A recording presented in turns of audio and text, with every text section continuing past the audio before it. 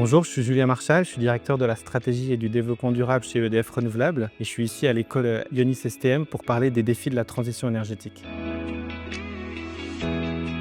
Au titre de la stratégie, j'effectue avec mes équipes les analyses usuelles de positionnement d'EDF Renouvelables dans les pays. Donc dans quel pays aller, sur quelle technologie, quels sont les risques et comment on peut les modérer dans la durée.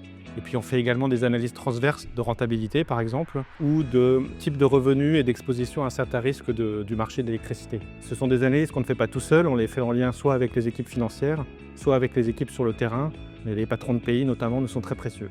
Au titre du développement durable, les missions sont assez variées. Globalement, on analyse l'impact de nos parcs sur l'environnement au sens large, à la fois la biodiversité, l'empreinte carbone, l'artificialisation des sols et toute une autre série de facteurs. Et on va chercher à optimiser nos parcs sur ces différents critères et à regarder les leviers dont nous disposons, qui peuvent être soit réglementaires, soit économiques.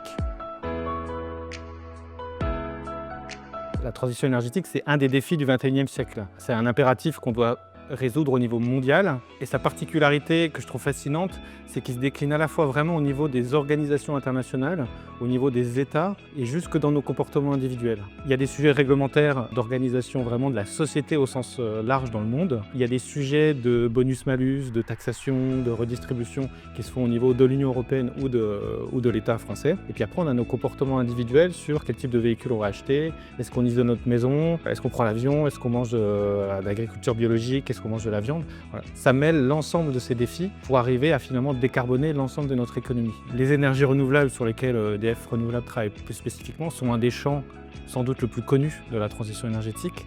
Mais il faut toujours replacer ce champ dans le contexte général. La transition est un sujet mondial et global. La France, on a des atouts et des défis. Le premier atout qu'on a, qui est très connu, je pense, par tout le monde, c'est qu'on a un mix électrique grâce au nucléaire, à l'hydroélectricité et au développement des renouvelables, qui est déjà très décarboné, qui est assez rare dans les pays des grandes puissances mondiales aujourd'hui. On a d'autres avantages qui sont moins connus, c'est qu'on a des voitures qui sont plus petites que la moyenne, par exemple aux États-Unis, et donc qui consomment moins de carburant. Et puis on a aussi beaucoup de transports collectifs, ça c'est le cas général en Europe et c'est le cas en France. Et donc on a moins d'émissions liées au transport que dans d'autres pays.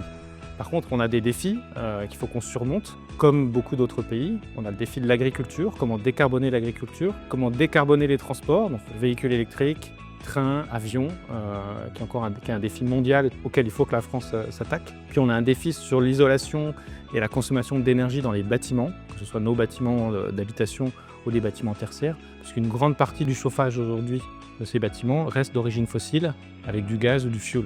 C'est ça les défis de la transition aujourd'hui en France. Sur l'électricité, on a déjà fait une bonne partie du chemin. Si je devais résumer les 4 vraiment défis qui sont devant nous en France, c'est la sobriété, électrifier les usages, puisqu'on a une électricité qui est déjà décarbonée, et puis ensuite résoudre le sujet de l'agriculture et résoudre le sujet des transports.